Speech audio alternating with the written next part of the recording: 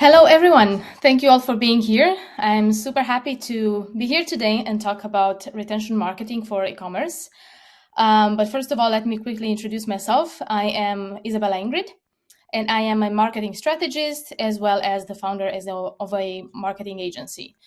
And I'm here today, as I said, to talk about retention marketing for e-commerce and why it's important specifically for this sector. Now, when we talk about retention marketing, when we talk about revenue, actually, most businesses think that that's about customer acquisition, right? So the more customers you get, the more revenue you make. But this is not always true. And it's just because the perception of having more and more people on board makes you think that you make also more money. But if we look at some stats, this is not really how it is, especially when it comes to e-commerce businesses. But let me quickly show you some data that I'm pretty sure will make you think and will make you also understand what I'm talking about.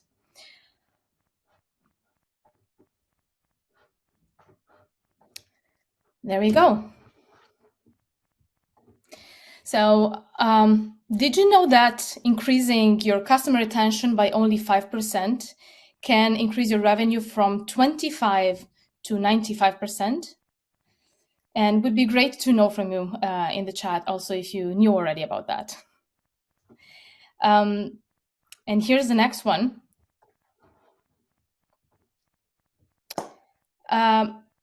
Customers that already made one purchase are spending on average approximately 65% more than new customers. And this is quite interesting because we, again, keeping in mind what I said at the beginning, that people think that new customers actually spend more or bring more revenue, this data is really important to understand how precious the current customers are. But it's not finished. Let me bring in another one.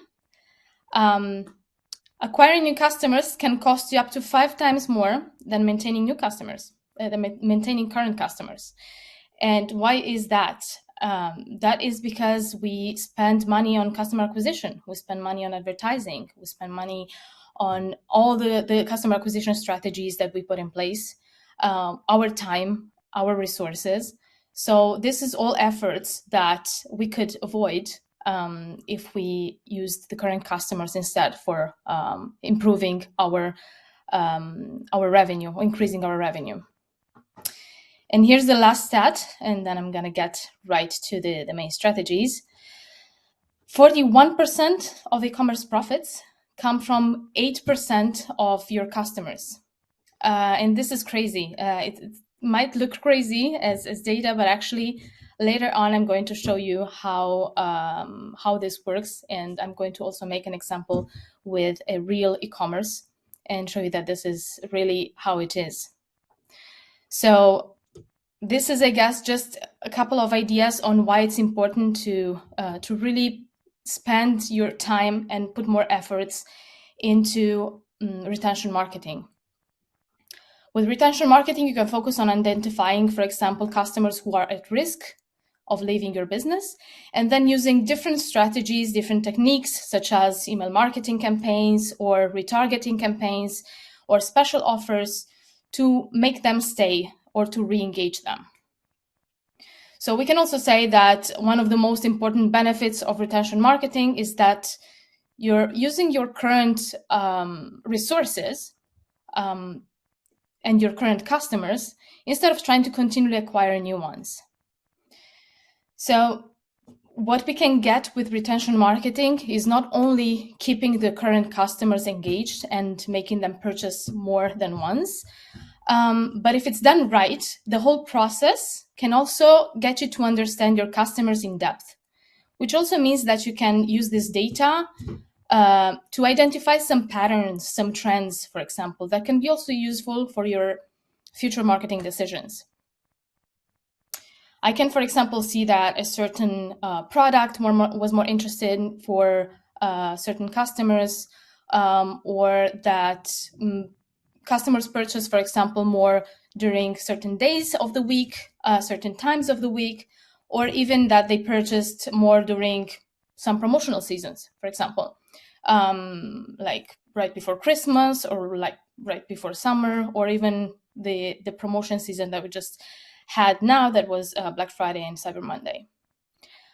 So now that we covered a little bit about why it's important to really put your time and resources into retention marketing, let's quickly dive into some of the main strategies as well.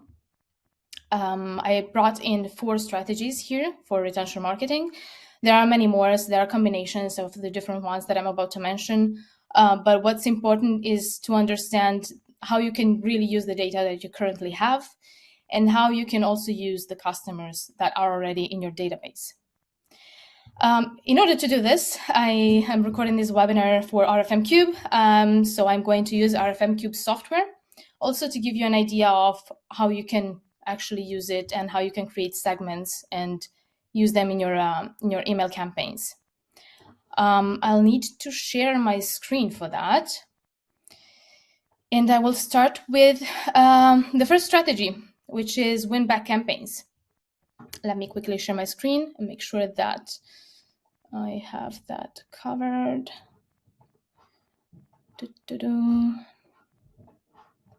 Should be this one. Yes. You should be able to see my screen. Right now it looks like Inception. All right. So the first thing to say here is, if you're new to RFMcube and you don't know exactly how it works, we do have another webinar that we recorded. It's just 15 minutes, gives an overview of the whole dashboard of RFMcube, and helps you understand what are the different areas, how it works, how to set up the different segments or the different areas as well. So if you, again, are new to this, just go on YouTube, you'll find this RFMcube live demo that you can use for this. I can probably also copy paste this in the chat, hoping that it's going to be available later. All right, now let's dive right into the, we said that we're starting with the win-back campaigns.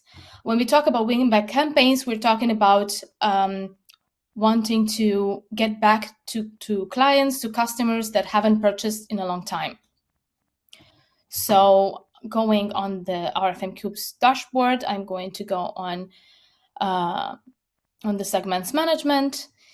And here you can really filter, use a lot of parameters to filter these segments. You can also change them, as I'm explaining also in the other webinar.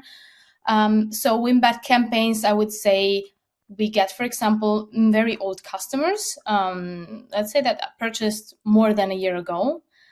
And I don't really care how often they, how many purchases they made or how much they spent.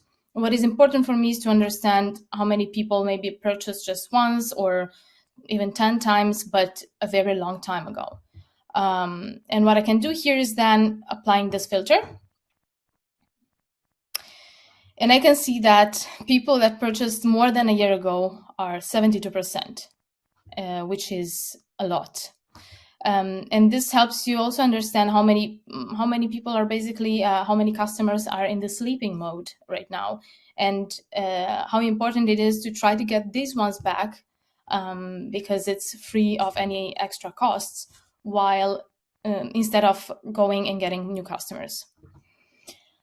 Here you have other data, for example, how much they've spent on average. This can also help you set an email campaign, for example, where you understand what kind of products to bundle, for instance, knowing how much they've spent in the past.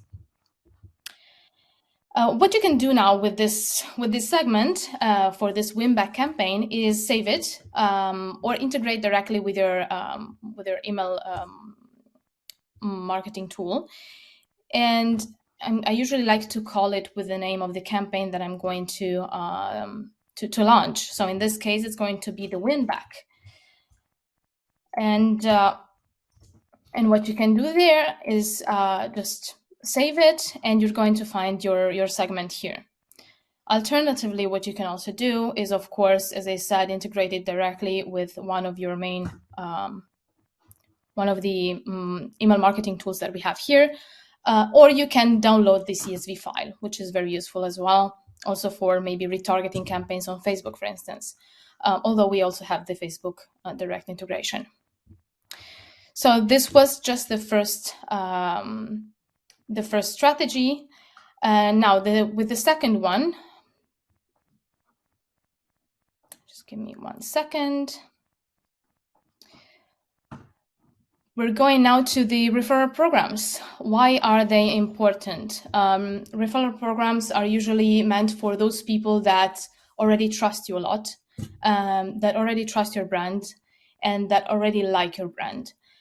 What you can do here is, for example, set up a campaign or a program where if they recommend someone, some friends, they can then get some points or some discounts, some percentage off on the products that they purchase next. So in this case, if we go again to sharing the screen, let's see the referral program campaign with RFMcube. As we said, in this case, we want to have those customers that already trust you and that are loyal already, that have purchased many times probably.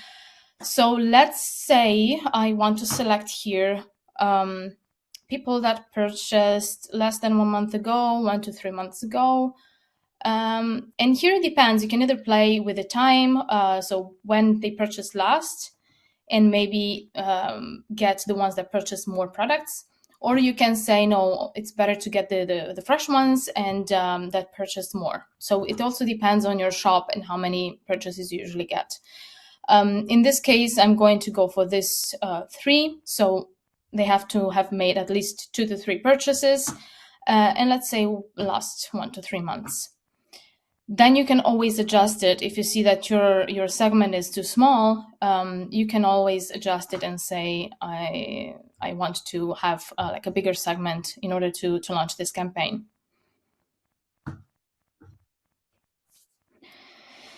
So here we go, the 8% that we saw before. It's the selected customers. It's the loyal customers in this case. So people that have purchased at least 2 to 10 plus times, and that purchased in the last 1 to 3 months. So you can imagine if in 3 months they made even just 2 purchases, they're probably the right person to go to and launch this loyalty program. What we can also see here is how much they spent on average. And again, this is also important to making your decisions when you launch the campaigns. If you want to launch some bundles or some packages, this can be interesting to understand. Here, same thing as before. I'm going to just save this. I save it as referral program. And then I'll find it, as always, in my segments overview here. Now it's time to move to, in the meantime, if you have any questions, feel free to ask in the chat. We have a public chat here.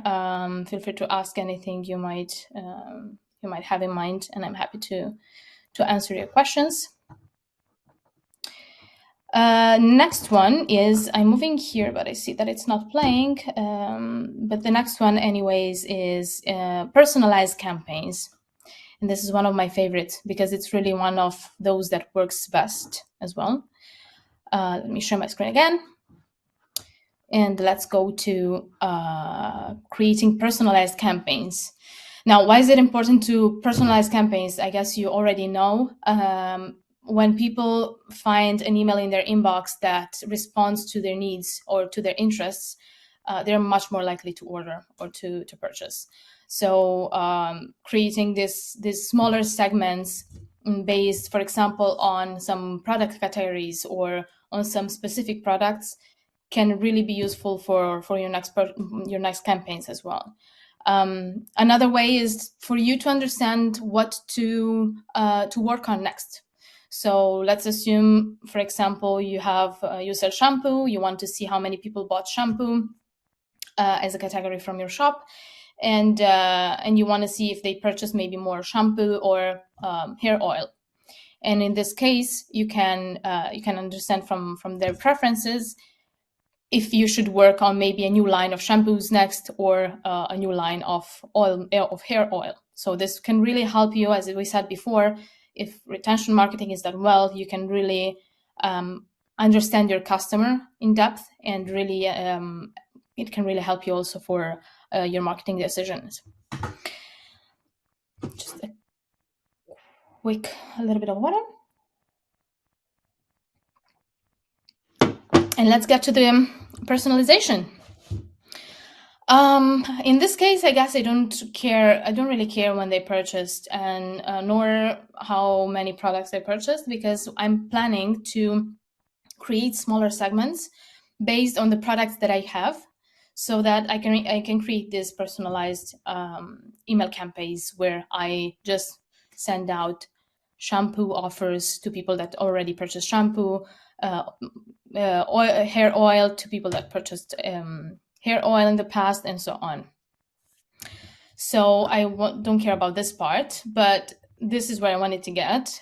This is where we go a little bit more in depth on the customer segmentation, and we can use these advanced filters. Now, this can open a whole world for you, because you can really filter anything you like. You can go from the orders to the first names to the birthday to total spend. So you can really decide what you want to filter here.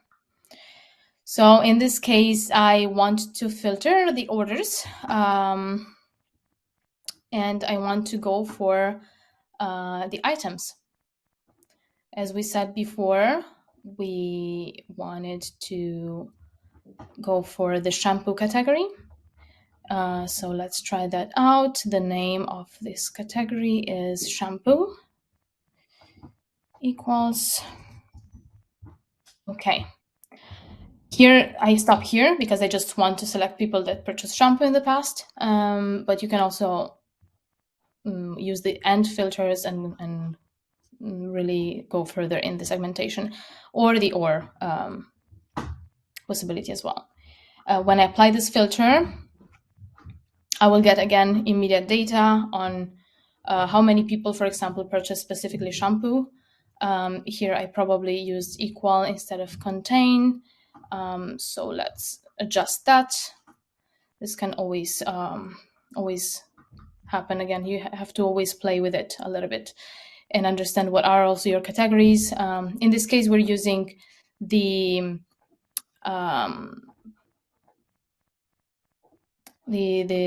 shop of an e-commerce that is already using the tool. Product name contains, let's see, shampoo. Let's remove that.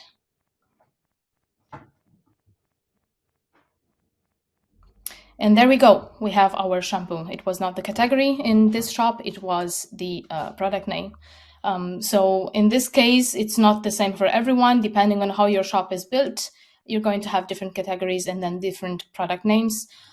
You can also filter, for example, by brand. So if you know that you have 3 different brands and you want to know how many people purchased each of them, then you just need to filter by brand.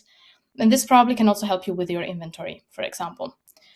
So can really have different uses. Now we see that 39% purchased shampoo.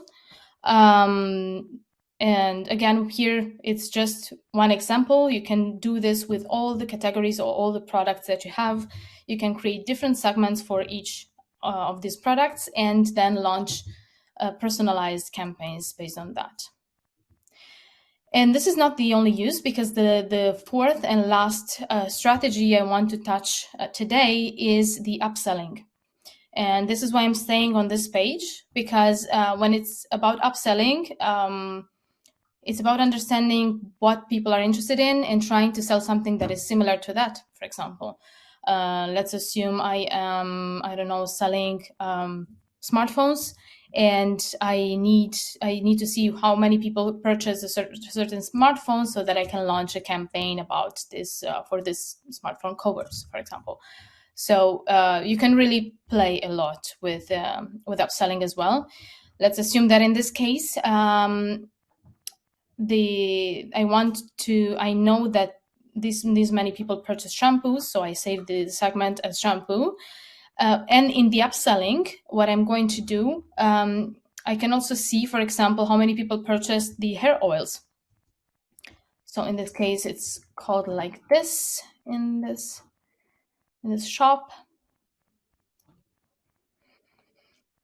And I see here that the category at least one's name. In this case, it was a category. Let's see if it works like that.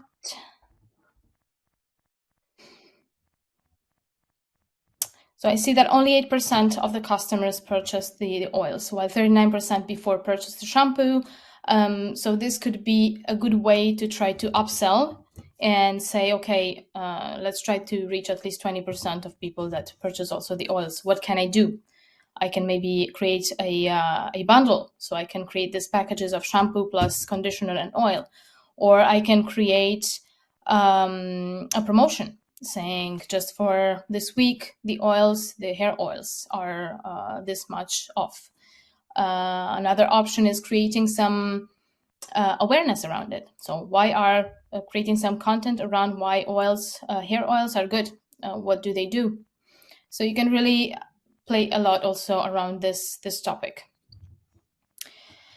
Now, I think I was done with all 4 strategies that I mentioned before.